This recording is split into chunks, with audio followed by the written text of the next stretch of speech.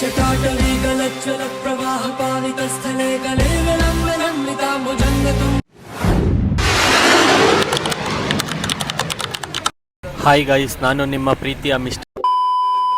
ಏನಪ್ಪ ಅಂತಂದರೆ ನಿಮಗೆ ತಮ್ನೈಲೋಡೆ ಗೊತ್ತಾಗಿರುತ್ತೆ ನಾನು ಎಲ್ಲೋ ಹೋಗ್ತಾ ಇದ್ದೀನಿ, ಏನು ಎತ್ತ ಅಂತ. ಮನೆಯಿಂದ ಹೊರಟೆ ಬಸ್ಸಲ್ಲಿ ಹೋಗ್ತಾ ಇದ್ದೀವಿ. ಜೀವನ ಪೂರ್ತಿ ಬರೀ ಎಡವಟ್ಟೆ ಆಯಿತು ಗುರು. ಫಸ್ಟ್ ಅಟೆಂಪ್ಟ್ ಯಾವ ಕೆಲಸನೂ ಆಗಿಲ್ಲ, ಬರೀ 2ನೇ ಸತಿ 3ನೇ ಸತಿನೇ ಬರೀ ಅಡೆಚಣೆಗಳೇ. Guys, finally Yeshwantpur railway station ಬಂದೆ. ಇರೋದು 2:30ಗೆ, 1:00ಗೆ ಬಂದಿದ್ದೀನಿ. ಇನ್ನು 1 ಅವರ್ ಏನು ಮಾಡೋದು ನೋಡ್ತಾ ಇದೆಯಾ. ಅಣ್ಣ ಎಷ್ಟನೇ ಪ್ಲ್ಯಾಟ್ಫಾರ್ಮ್ ಅಂತ ಚೆಕ್ ಮಾಡ್ತಾವ್ರಂತೆ. ಹಂಗೆ 1 ನಿಮಿಷ ಜನ ತೋರಿಸ್ತೀನಿ, ಎಷ್ಟು ಜನ ಅವರೇ ಅಂತ ನೀವೇ ನೋಡಿ.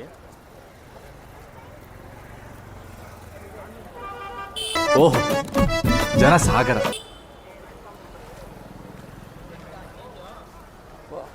ಲಗೇಜ್ ಅಂತೂ ಹೆವಿ ಆಯಿತು ಗುರು. ಯಪ್ಪ, ಇಲ್ಲೇ ಬೆಂಗಳೂರಲ್ಲೇ ಹೊರಕೈತಾ ಇಲ್ಲ, ಇನ್ನು ಅಲ್ಲಿ ಹೆಂಗೆ ಹೊರೋದು ಏನು ಕಥೆನೋ ಯಾರು ಗೊತ್ತು. ನೋಡೋಣ ಏನಾಗುತ್ತೆ ಅಂತ. ಲವ್ ಬ್ಯಾಗ್ ವೆಯ್ಟ್ ಐತೆ ಇಲ್ವಾ ನಿಂಗೆ? ಹೆಂಗಿದ್ಯಾ ನೋಡು, ಹೊಸ ಇದ್ದಂಗೆ ಇದೆಯಾ? ಅದೆಲ್ಲ ಯಾವ ತೂಕ ನಿಂಗೆ? ನಾನು ಮೊದಲೇ ಇರೋದೇ ಸಣ್ಣ ಅಂಥದ್ರಲ್ಲಿ ನನಗಿಂತ ದಪ್ಪನೇ ಐತೆ ಬ್ಯಾಗು ಒಂದು ಲೆಕ್ಕಾಚಾರ ನೋಡಿದ್ರೆ. ಇದೇ ನಾವು ಹೊರಡ್ತಾ ಇರೋ ಟ್ರೈನು 2:30ಗಿತ್ತು, 1:45ಗೆ ಪ್ಲ್ಯಾಟ್ಫಾರ್ಮ್ ಬರ್ತಾಯಿದೆ. ಇನ್ನೂ 40 ಮಿನಿಟ್ಸ್ ಟೈಮ್ ಇದೆ. ನಾಷ್ಟ ಮಾಡಿರಲಿಲ್ಲ, ನಾಷ್ಟ ಬಂದಿದ್ದೀನಿ. ಅದಕ್ಕೆ ಇವಾಗ ನಾಷ್ಟ ಮಾಡಿಕೊಂಡು ಟ್ರೈನ್ ಹತ್ತಬೇಕು ಗೈಸ್. ನಾಷ್ಟ ಮಾಡಿಬಿಟ್ಟು ಸಿಗ್ತೀನಿ ಗೈಸ್. ಇದೆ S4 ಕೋಚು, ಸೀಟ್ ನಂಬರ್ ಗೊತ್ತಿಲ್ಲ, ಅವನಿಗೆ ಕೇಳಬೇಕು. ನೋಡೋದ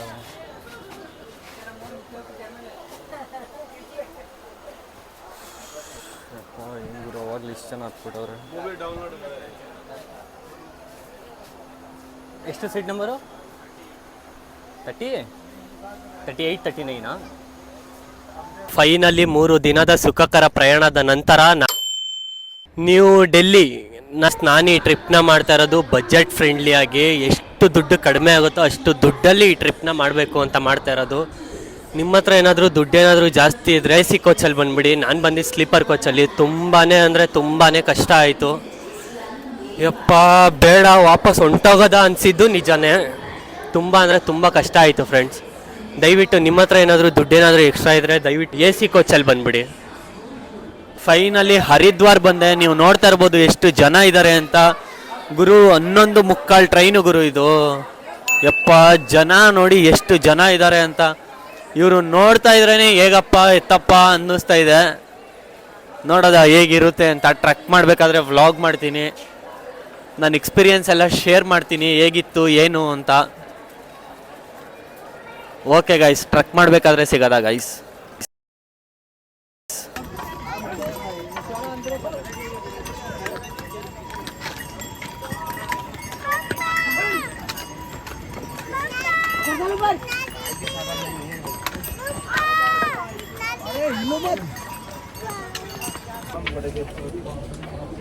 ಹಾಯ್ ಗೈಸ್, ಇಲ್ಲಿ ನಿಂಬೆಹಣ್ಣು ಜ್ಯೂಸ್ ಕುಡಿಯೋದ ಅಂತ ನಿಂತ್ಕೊಂಡಿದ್ದೆ. ಇವ್ರನ್ನ ಇನ್ನೂ ಎಷ್ಟು ಕಿಲೋಮೀಟ್ರ್ ಐತೆ ಅಂತ ಕೇಳಿದ್ರೆ 15 ಕಿಲೋಮೀಟ್ರ್ ಅಂತವ್ರೆ. ನನಗೆ ಶಾಕ್ ಐತೈತೆ. 1 ಅವರಿಂದ 1.5 ಗಂಟೆ ಅಷ್ಟೇ ಆಗಿದ್ದು. ನಾನು ಕೆಳಗಡೆ ಸೋನ್ಪ್ರಯಾಗ್ ಬಿಟ್ಟು ಇನ್ನು 15 ಕಿಲೋಮೀಟ್ರ್ ಐತೆ ಅಂತವ್ರೆ ಅಷ್ಟೇ. ನನಗೆ ಶಾಕ್ ಆಗ್ತೈತೆ. ಇನ್ನೂ 1 ಸತಿನೂ ಕುತ್ಕೊಂಡಿಲ್ಲ, 2 ಸತಿ ಸ್ಟಾಪ್ ಆಗಿದೆ ಅಷ್ಟೇ.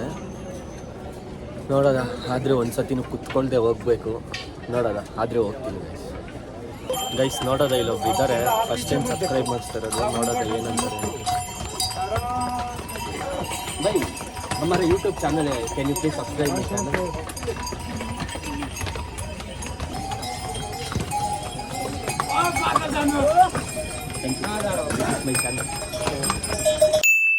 ಹಿಂದೆ ಏನು ಬ್ರಿಡ್ಜ್ ಕಾಣ್ತಾ ಇದೆ, ಇದೇ ಬ್ರಿಡ್ಜ್ ಮೇಲೆ ಈ ಸೈಡ್ಗೆ ಆದಂಗೆ ನಾವು ಟ್ರೆಕ್ಕಿಂಗ್ ಸ್ಟಾಗ್ ಹೋಗಬೇಕು. ನೀವೇನಾದರೂ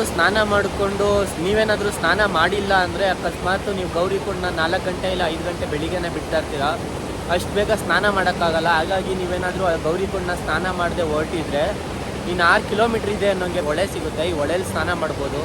ನೀವು ನೋಡ್ತಾ ಇರ್ಬೋದು ಎಲ್ಲರೂ ಸ್ನಾನ ಮಾಡ್ತಾ ಇದ್ದಾರೆ ಇಲ್ಲಿ. ನೀವು ಇಲ್ಲೇ ಸ್ನಾನ ಮಾಡಿಕೊಂಡು ಆಮೇಲೆ ಗೌರಿಕುಂಡ್ ಟ್ರೆಕ್ಕಿಂಗ್ನ ಸ್ಟಾರ್ಟ್ ಮಾಡ್ಬೋದು ಗೈಸ್.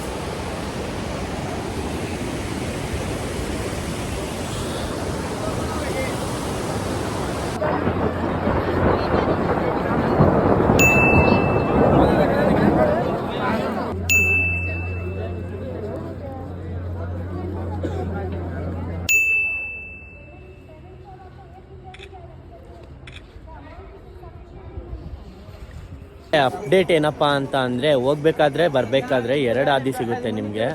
ಒಂದು ಮೇಯ್ನ್ ರೋಡು, ಇನ್ನೊಂದು ಶಾರ್ಟ್ ಕಟ್ ಬಂದು ಹತ್ಬೇಕಾದ್ರೆ ದಯವಿಟ್ಟು ಯಾರು ಯೂಸ್ ಮಾಡಬೇಡಿ. ಯಾಕಂದರೆ ಎಷ್ಟು ಶಾರ್ಟ್ ಕಟ್ ಇದೆಯೋ ಅಷ್ಟು ಪ್ರತಿಯೊಂದು ಶಾರ್ಟ್ ಕಟ್ನ ನಾನು ಯೂಸ್ ಮಾಡಿದ್ದೀನಿ. ಅದರಿಂದ ನನಗೆ ಗೊತ್ತಾಗಿದ್ದೇನಪ್ಪ ಅಂದರೆ, ಇವಾಗ ನೀವು ಮೇಯ್ನ್ ರೋಡಲ್ಲಿ ಹೋಗ್ತಾ ಇರ್ತೀರಾ ಅಂದ್ಕೊಳ್ಳಿ, ಆವಾಗ ಹೆಜ್ಜೆನ ಮುಂದೆ ಇಟ್ಕೊಂಡು ಹೋಗ್ತಾ ಇರ್ತೀರ.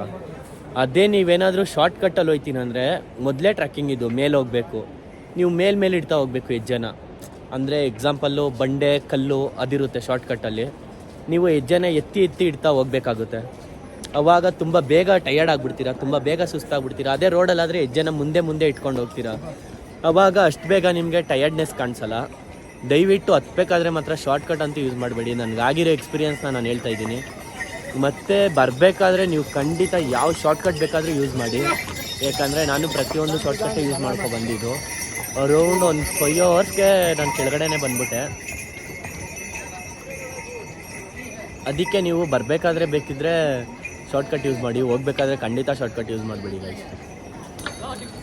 ಮತ್ತು ಇನ್ನೊಂದೇನಪ್ಪ ಮೇಜರ್ ಅಪ್ಡೇಟ್ ಅಂದರೆ, ನೀವು ವಾಟ್ರ್ ಬಾಟ್ಲು ತೊಗೊತೀರಲ್ಲ, ಆ ವಾಟ್ರ್ ಬಾಟ್ಲನ್ನ ಬಿಸಾಕಕ್ಕಂತೂ ಹೋಗ್ಬೇಡಿ. ದಯವಿಟ್ಟು ಖಾಲಿ ವಾಟ್ರ್ ಬಾಟ್ಲನ್ನೇ ಕ್ಯಾರಿ ಮಾಡಿ. ಯಾಕಂದರೆ ಮುಂದೆಗಡೆ ಜರಿಗಳಿರುತ್ತಲ್ಲ, ಆ ಜರಿಲಿ ನೀರು ಹರಿತಾ ಇರುತ್ತೆ.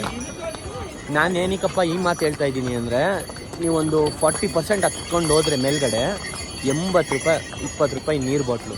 ಅದಕ್ಕೋಸ್ಕರ ಖಾಲಿ ವಾಟ್ರ್ ಬಾಟ್ಲನ್ನ ದಯವಿಟ್ಟು ಎಸಿಬೇಡಿ, ಇಟ್ಕೊಳ್ಳಿ ನಿಮ್ಮ ಹತ್ರ. ನಿಮ್ಮ ಮುಂದೆಗಡೆ ಜರಿಗಳು ಸಿಗುತ್ತೆ, ಮತ್ತು ನಲ್ಲಿಗಳು ಇದೆ, ಆ ನಲ್ಲಿಗಳಲ್ಲಾಗ್ಬೋದು ಇಲ್ಲ ಜರಿಗಳಲ್ಲಾಗ್ಬೋದು, ಆರಾಮಾಗಿ ತುಂಬಿಸ್ಕೋಬೋದು.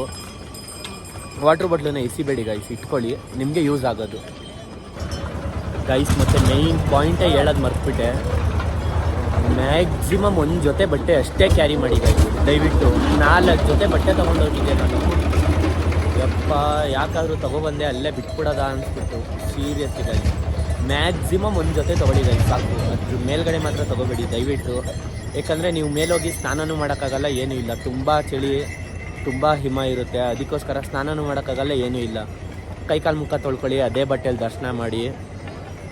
ಮನ್ಸು ಚೆನ್ನಾಗಿದ್ರೆ ಸಾಕು. ಮಡಿ ಮೈಲ್ಗೆ ಮಾಡಿದ್ರೆ ದೇವ್ರು ಬಂದ್ಬಿಡ್ತಾನೆ ಅಂತಿದ್ರೆ ಇವಾಗ ಇಷ್ಟೊತ್ತಿಗೆ ಪ್ರಪಂಚ ಹೆಂಗೋ ಇರಬೇಕಿತ್ತು. ಸ್ವಲ್ಪ ಯೋಚನೆ ಮಾಡಿ. ಲಗೇಜ್ ಮಾತ್ರ ನೀವೆಷ್ಟು ಕಡಿಮೆ ತೊಗೊಳ್ತೀರೋ ಅಷ್ಟು ನಿಮಗೆ use. Hi guys, very good morning. Video ಮಾಡ್ತಾ ಇರೋ ಉದ್ದೇಶ ಏನಪ್ಪ ಅಂತ ಅಂದರೆ, ನಾನು ಕೇದಾರ್ನಾಥಿಂದ ಬದ್ರಿನಾಥ್ ಬಂದಿದ್ದೀನಿ. ಇವಾಗ ಕೇದಾರ್ನಾಥಿಂದ ಬದ್ರಿನಾಥ್ ಹೇಗಪ್ಪ ಬರೋದು ಅಂತಂದರೆ, ಕೇದಾರ್ನಾಥಲ್ಲಿ ಗೌರಿ ಕುಂಡ್ ಇದೆಯಲ್ಲ, ಅಲ್ಲಿಂದ 1 ಕಿಲೋಮೀಟರು ಸೀತಾಪುರ್ ಅಂತ, ಅಲ್ಲಿಗೆ ಬರಬೇಕು. ಅಲ್ಲಿಗೆ ಬಂದರೆ ಡೈರೆಕ್ಟಾಗಿ ನಿಮಗೆ ಬದ್ರಿನಾಥಕ್ಕೆ ಬಸ್ ಸಿಗುತ್ತೆ. ಅಲ್ಲಿ ಬಸ್ಸು ಮತ್ತು ಶೇರಿಂಗ್ ಜೀಪ್ ಎರಡಿದೆ. ಶೇರಿಂಗ್ ಜೀಪಲ್ಲಿ 1200 ಪರ್ ಹೆಡ್ಡು, ಬಸ್ಸಲ್ಲಿ 720 ರೂಪೀಸ್ ಪರ್ ಹೆಡ್ಡು. ನಾನು ಬಂದಿದ್ದು ಬಸ್ಸಲ್ಲಿ, ಆರಾಮಾಗಿ ಬರ್ಬೋದು. ಮತ್ತು ನೀವು ಡೋರ್ ಹತ್ತುತ್ತಿದ್ದಂಗೆ ರೈಟ್ ಸೈಡ್ಗೆ ಸೀಟ್ಸ್ಗಳಿರುತ್ತೆ, ಲೆಫ್ಟ್ ಸೈಡ್ಗೆ ಡ್ರೈವರ್ ಕ್ಯಾಬಿನ್ ಇರುತ್ತೆ. ಕ್ಯಾಬಿನಲ್ಲಿ ಮಾತ್ರ ದಯವಿಟ್ಟು ಕುತ್ಕೊಬೇಡಿ. ಆ ಕ್ಯಾಬಿನಲ್ಲೇ ನಾನು ಕುತ್ಕೊಬಂದೆ. ಅರೌಂಡ್ 10 to 11 hours ಜರ್ನಿ, ತುಂಬ ಕಷ್ಟ ಆಯಿತು ಜರ್ನಿ ಮಾಡೋಕ್ಕೆ. ಕ್ಯಾಬಿನಲ್ಲಿ ಮಾತ್ರ ಯಾರೂ ಕುತ್ಕೊಬೇಡಿ ಗೈಸ್. ಮತ್ತು ರೂಮ್ಗಳ ಬಗ್ಗೆ ನೋಡೋದಾದರೆ ಹೆವಿ ಕಾಸ್ಟ್ಲಿ. ಡಾರ್ಮೆಟ್ರಿನೇ 500 ರೂಪಾಯಿ ಸ್ಟಾರ್ಟಿಂಗು, ಆದರೆ ನಮ್ಗೆ ಇಲ್ಲೊಂದು ಡಾರ್ಮೆಟ್ರಿ 200 ರೂಪಾಯಿಗೆ ಸಿಕ್ತು. ಮತ್ತು ಇಲ್ಲಿ ಪ್ರಸಾದನೂ ಕೊಡ್ತಾಯಿದ್ರು ನೈಟು. ಆದರೆ ಟೈಮಿಂಗ್ಸು ಸ್ಟಾರ್ಟ್ ಎಷ್ಟು ಗಂಟೆಗೆ ಅಂತ ಗೊತ್ತಿಲ್ಲ. 10 to 10:30 ತನಕ ಪ್ರಸಾದ ವಿತರಣೆ ಇರುತ್ತೆ. ನಾವು ಇಲ್ಲೇ ಪ್ರಸಾದನೂ ತಿಂದು ಮತ್ತು ಇಲ್ಲೇ ಸ್ಟೇನೂ ಮಾಡ್ದೋ ನೈಟು. ಎಲ್ಲಪ್ಪ ಅಂತ ಕೇಳಿದ್ರೆ, ನೀವು ಹಿಂದೆ ನೋಡ್ತಾ ಇರ್ಬೋದು, ಅಲ್ಲಿ ಕಾರ್ ಬರ್ತಾ ಇದೆಯಲ್ಲ, ಅದ್ರ ಹಿಂದೆ ಒಂದು ಬಸ್ ಕಾಣಿಸ್ತಾ ಇದೆ, ಅದೇನೇ ಬಸ್ ಸ್ಟ್ಯಾಂಡು. ಅಲ್ಲಿಂದ ನಾನು ಎಲ್ಲಿದ್ದೀನೋ ಅಷ್ಟೇ ಡಿಸ್ಟೆನ್ಸ್ ಗೈಸ್. ನೋಡಿ ಇಲ್ಲಿ ಹಿಂದೆ ಕಾಣಿಸ್ತಾ ಇದೆಯಲ್ಲ,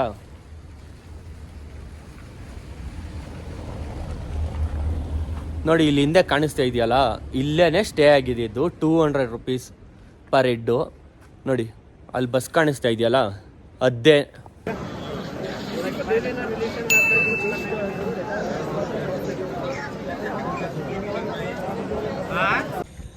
ಗಾಯ್ಸ್, ನಿಮಗೆ ಬಜೆಟ್ ಬಗ್ಗೆ ಹೇಳಕ್ ಮುಂಚೆ ಒಂದೇ ಒಂದು ಮಾತು ಹೇಳ್ಬಿಡ್ತೀನಿ. ಟ್ರಿಪ್ ಮಾಡೋರಲ್ಲಿ 2 ಥರ ಇರ್ತಾರೆ. ಮೊದಲನೇವ್ರು ಬಂದು ಹೆಂಗೂ ಟ್ರಿಪ್ಗೆ ತಾನೇ ಬಂದಿರೋದು, 10,000 ಇಲ್ಲ ಅಂದ್ರೆ 15,000 ಆಗಲಿ ಫುಲ್ ಮಜಾ ಮಾಡಿ ದುಡ್ಡೆಲ್ಲ ಉಡಾಯಿಸೋದ ಅನ್ನೋರು. ಕೆಲವ್ರು ನನ್ನಂತಾರೆ, ನಿಮ್ಮ ಅಪ್ಪನ ದುಡ್ಡು ಇಟ್ಕೊಂಡು ನೀನು ಶೋಕಿ ಮಾಡ್ತಾ ಇದ್ದೆ. ಹೌದು, ನಮ್ಮ ಅಪ್ಪನ ನಾನೇ ಹುಟ್ಟಿರೋದು. ನೀವು ಯಾರಾದ್ರೂ ಹುಟ್ಟಿದ್ರೆ ಬಂದು ನೀವು ಮಾಡ್ರಿ ಶೋಕಿ ನಮ್ಮ ಅಪ್ಪನ ದುಡ್ಡಲ್ಲಿ. ಇನ್ನೊಂದು ಬಂದು ನಂತರ ಒಂದೊತ್ತು ಊಟ ಮಾಡಿಲ್ಲ ಅಂದ್ರೂ ಪರವಾಗಿಲ್ಲ, ನಮ್ಮನ್ನ ಯಾರು ಕೇಳೋರು, ನಮ್ಮನ್ನ ಯಾರು ನೋಡಕ್ ಬರ್ತಾರೆ, ಅದೇ ದುಡ್ಡು ಉಳಿಸ್ಕೊಂಡು ಮಧ್ಯಾಹ್ನನೋ ಇಲ್ಲ ರಾತ್ರಿನೋ ಊಟ ಮಾಡೋದ, ಒನ್ ಟೈಮ್ ಊಟ ಸ್ಕಿಪ್ ಮಾಡಿದ್ರೆ ಏನೂ ಆಗಲ್ಲ ಅಂತ ಅನ್ನೋರು. ಅಲ್ಲ ಗುರು, ದುಡ್ಡಿಲ್ಲರ ಬದುಕಲ್ವಾ? ಹೆಂಗ್ ಬದುಕ್ತಿಯಾ? ಅದು ನಾನು ಹಂಗೆ ಅನ್ಕೊಂಡಿದ್ದೆ ಗುರು. ಬದುಕಬೇಕು ಅಂದ್ರೆ ದುಡ್ಡು ಬೇಕು, ಸಂಪಾದನೆ ಮಾಡಬೇಕು. ಬಡವನಾದರೆ ಏನು ಪ್ರಿಯೆ, ಕೈ ತುತ್ತು ತಿನಿಸುವೆ ಅಂತ ಮನೇಲಿ ಇರ್ತೀಯ. ನೀನ್ ಹೆಂಡತಿ ಕೈ ತುತ್ತು ತಿನ್ಸಕು, ಅವಳ ಅಂತ ಬಾಯ್ ಬಿಟ್ಕೊಂಡು ಅದು ತಿನ್ನೋದಕ್ಕೂ ಮನೆ ಓನರ್ ಬಂದು ಬಾಗ್ಲು ಬಿಡಿತಾನೆ ಬಾಡಿಗೆ ಕೊಡು ಅಂತ. ಈ ಟ್ರಿಪ್ಗೆ ಟೋಟಲ್ ಬಜೆಟ್ ಆಗಿದ್ದು ನನಗೆ 15,000. 10 ದಿನಕ್ಕೆ ಕೇವಲ 15,000.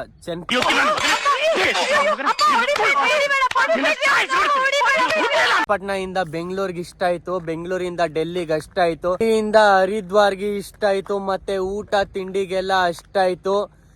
ದಯವಿಟ್ಟು ಈ ತರ ಬೋಗಸ್ ನ್ಯೂಸ್ ಅಂತೂ ನಂಬಕ್ ಹೋಗ್ಬೇಡಿ ಹೋಗೋ ಸೈಡ್ಗೆ. ಗೈಸ್, ಇದ್ರಲ್ಲಿ ಯಾವುದೇ ಬೋಗಸ್ ಇಲ್ಲ, ಏನಿಲ್ಲ. 1 ರೂಪಾಯಿನೂ ಲೆಕ್ಕ ಇಟ್ಟು ನೋಟ್ ಪ್ಯಾಡ್ ಅಲ್ಲಿ ನೋಟ್ ಮಾಡ್ಕೊಂಡೇ ಹೇಳ್ತಾ ಇರೋದು. ಇದ್ರಲ್ಲಿ 1 ರೂಪಾಯಿ ಕೂಡ ಮೋಸ ಇಲ್ಲ.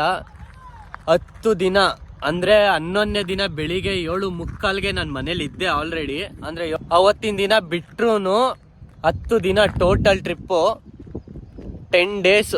10 ದಿನಕ್ಕೆ ಟೋಟಲ್ ಖರ್ಚಾಗಿದ್ದಂಥ ಬಜೆಟ್ ನೀವು ಯಾರಾದ್ರೂ ಕೇಳಿದ್ರೆ ಖಂಡಿತ ನಂಬಲ್ಲ.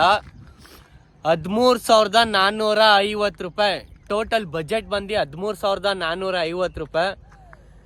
ಇದರಲ್ಲಿ ನಿಮಗೆ ನಂಬಕ್ಕಾಗದೇ ಇರೋ ಇನ್ನೊಂದು ಸತ್ಯ ಏನಪ್ಪ ಅಂದರೆ ಡಿವೈಡೆಡ್ ಬೈ 2. ನಾವು ಇಬ್ಬರು ಹೋಗಿದ್ದೋ, ಹಾಗಾಗಿ ಇಬ್ರದ್ದು ಖರ್ಚು ಒಟ್ಟಿಗೆ ಲೆಕ್ಕ ಹಾಕೊಂಡಿದ್ದೋ.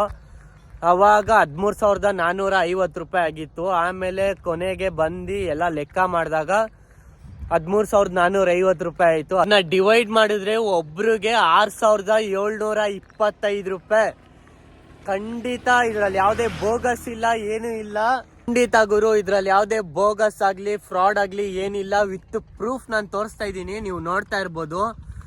ಒಬ್ರಿಗೆ ಖರ್ಚಾಗಿದ್ದಂಥ ದುಡ್ಡು 6,750 ರೂಪಾಯಿ. ಮತ್ತೆ ನಂದು ಸ್ವಲ್ಪ ಪರ್ಸ್ನಲ್ ಖರ್ಚಿತ್ತು. ಪರ್ಸ್ನಲ್ ಖರ್ಚು ಏನಪ್ಪಾ ಅಂತ ಅಂದ್ರೆ ಪೂಜೆ ಸಾಮಾನು ಆಗಿರ್ಬೋದು, ಅಥವಾ ವಾಟರ್ ಬಾಟ್ಲ್ ಆಗಿರ್ಬೋದು, ಮತ್ತೆ ಏನಾದ್ರು ಹೊಟ್ಟೆ ಹಸ್ದಾಗ ನಾನು ಎಕ್ಸ್ಟ್ರಾ ಊಟ ಮಾಡೋದು, ಅದ್ರದ್ದೆಲ್ಲ ಸೇರಿ 2,148 ರೂಪಾಯಿ ಆಯ್ತು. ಇದನ್ನ ಟೋಟಲ್ ಮಾಡಿದ್ರೆ 8,898 ರೂಪಾಯಿ ಆಗುತ್ತೆ. ಅಂದ್ರೆ ನಾನು ಸ್ವಲ್ಪ ಎಕ್ಸ್ಟ್ರಾ ಖರ್ಚು ಮಾಡಿದೆ, ನೀರ್ಗಾಗಿರ್ಬೋದು, ಪೂಜೆ ಸಾಮಾನ್ಗಾಗಿರ್ಬೋದು. ನೀವು ಇದನ್ನೆಲ್ಲ ಉಳಿಸ್ತಾ ಹೋದ್ರೆ ಇನ್ನೂ ಕಡಿಮೆಗೆ ಮಾಡ್ಬೋದು. ಐ ಹೋಪ್ ಗೈಸ್ ನೀವು ಈ ವಿಡಿಯೋನ ಇಷ್ಟಪಟ್ಟಿದ್ದೀರಾ ಅಂತ. ಓಕೆ ಗೈಸ್, ನೆಕ್ಸ್ಟ್ ವಿಡಿಯೋದಲ್ಲಿ ಸಿಗೋದಾ. Thank you.